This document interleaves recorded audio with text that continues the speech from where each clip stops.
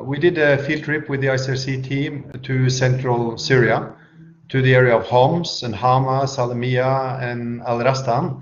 It's an area which has been definitely affected by the fighting and still is. We saw very, very different levels of destruction. We went to the opposition-held area, the city of Rastan, which was basically almost totally destroyed, where people live among the ruins, and it's almost amazing that people can survive there.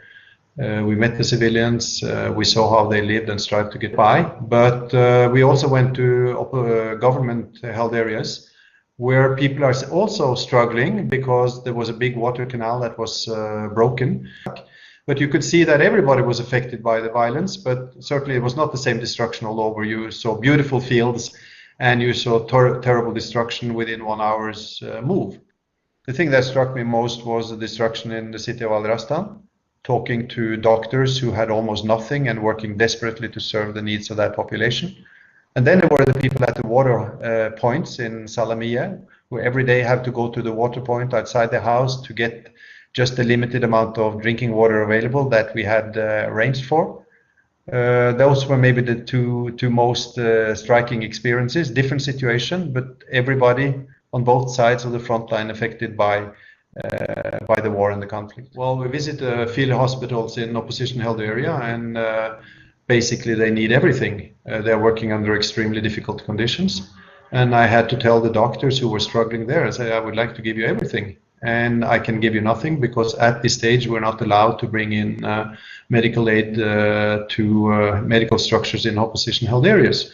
So the needs are there. It's obvious when you're in the middle of fighting or have wounded or normal medical cases in the population, you need support. And this was just one place, but clearly there are huge medical needs. Many places in Syria, there are thousands and hundreds of thousands of wounded. And particularly it's difficult for us to get across to the other side of the front line.